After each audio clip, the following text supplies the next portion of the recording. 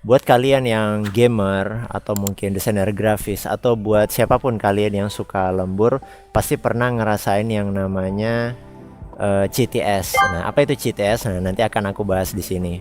Nah, bukan cuma CTS, mungkin kalian pernah ngerasain kayak tengkuk kalian ini sakit banget. Biasanya ngerasainnya itu pas bangun tidur. Itu sebenarnya kenapa sih? Nah, sebenarnya itu karena teman-teman itu posisi duduknya kurang ergonomis atau mungkin tidak ngasih kesempatan untuk tubuh kalian itu untuk istirahat khususnya. Jadi kan sebenarnya kan tengkuk kita ini kan ada batasnya untuk menopang kepala gitu. Ya kalau misalnya kalian itu kebiasaan duduk lama di depan laptop, di depan PC, ngegame atau mungkin ngoding. Nah itu jujur di sini aku akan sharing pengalaman pribadi. Aku yang pernah kena CTS dan juga tengkuk yang sakit itu. Justru aku malah lebih parah, nggak bisa nengok ke kanan atau ke kiri. Ya bisa sih, cuma sakit banget pas nengok itu. Kita mulai dulu dengan yang namanya CTS. Nah CTS itu apa sih? CTS itu adalah carpal tunnel syndrome. Ciri-cirinya itu tangan kalian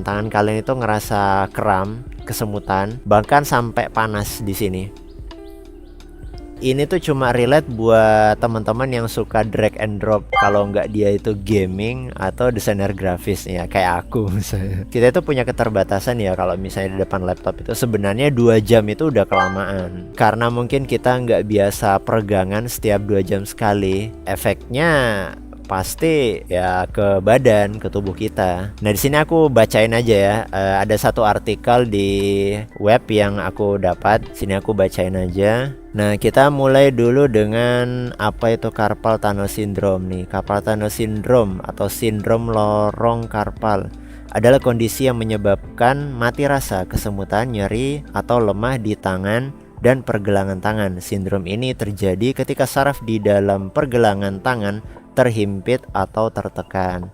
Nah, di sini aku bacain terkait sebabnya itu apa. Kalau tadi kan ya sekilas aku udah ngasih gambaran kenapa orang itu bisa kena sindrom carpal tunnel.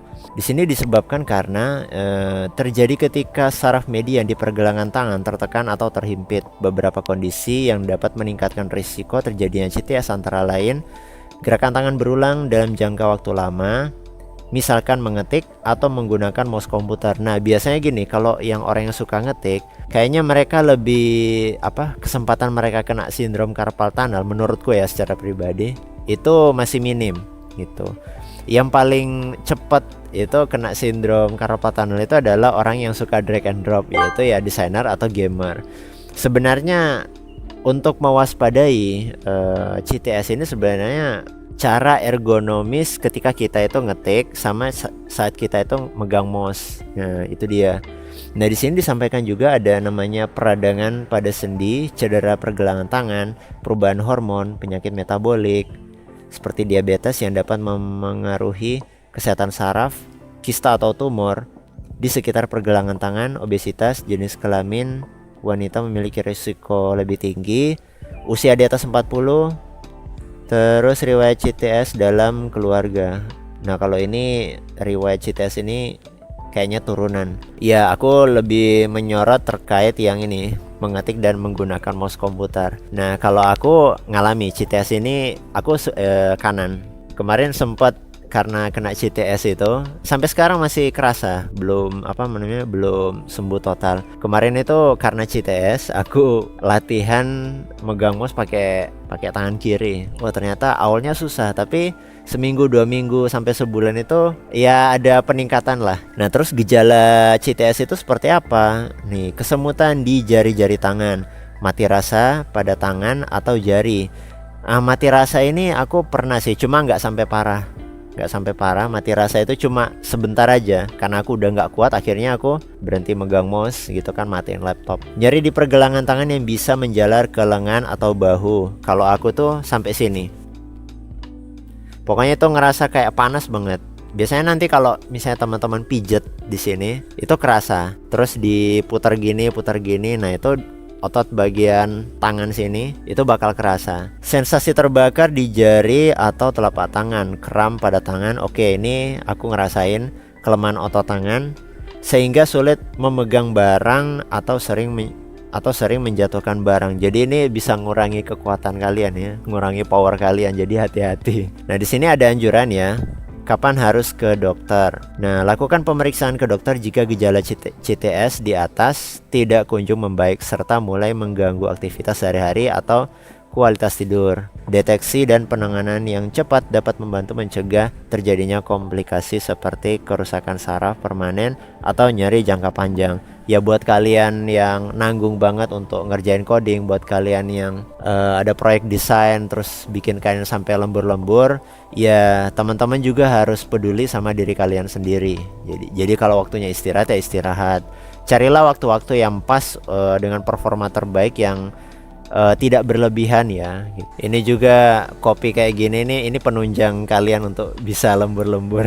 Nah, hati-hati. Nah, sebenarnya aku tuh pernah buka YouTube ya, gimana sih caranya terapi sedikit demi sedikit menghilangkan sindrom carpal tunnel ini. Nah, nanti aku juga bakal bantu kalian untuk ngasih demo untuk terapinya itu seperti apa. Nah, aku akan contohin terapinya, tapi ingat ketika kalian menjalankan terapi ini, kalian tetap boleh aktivitas di depan laptop, tetap boleh melakukan aktivitas ya pokoknya ngerjain apa-apa. Tapi kalau kalian sudah ngalami CTS atau mungkin tengkuk kalian itu udah mulai sakit banget itu, aku sarankan jauh lebih baik kalian tuh lebih banyak istirahatnya dibandingkan di depan laptop. Ya kalau memang kalian pengen terapi ya, pengen sembuh. Oke, mungkin setelah ini bakal aku contohin caranya.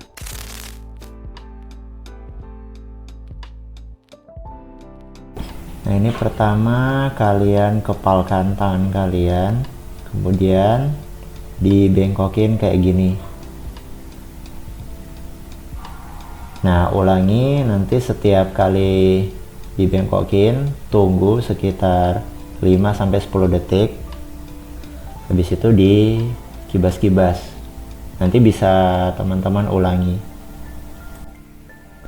Nah, gerakan selanjutnya seperti ini. Jadi ya kayak gerakan pemanasan biasanya sebelum kalian olahraga. Jadi seperti itu, sama diakhiri dan kibas-kibas. Nah, kemudian untuk selanjutnya untuk terapi bagian tengkuk leher.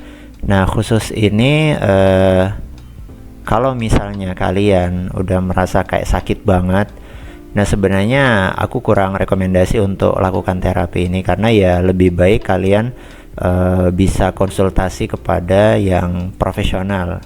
Sebaiknya gimana? Maksudnya terapi yang bagian tengkuk kepala ini hanya untuk yang sakit tengkuk ringan. Jadi bukan untuk yang memang udah sakit banget gitu. Jadi seperti itu. Nah, ini bisa kalian tiru. Nah, khusus bagian ini kepala kemudian sama tangan ini saling dorong. Jadi misalnya kalau kepala kita dorong ke kiri, itu berlawanan dengan tangan yang satunya itu didorong ke kanan. Nah, begitu juga dengan kanan dan juga untuk yang kepala bagian depan. Nah, ini saling dorong. Nah, biasanya nanti dia akan kerasa di titik tengkuk kita yang sakit. Nah, seperti itu. Begitu juga yang bagian belakang kepala. Kemudian gerakan yang terakhir seperti ini.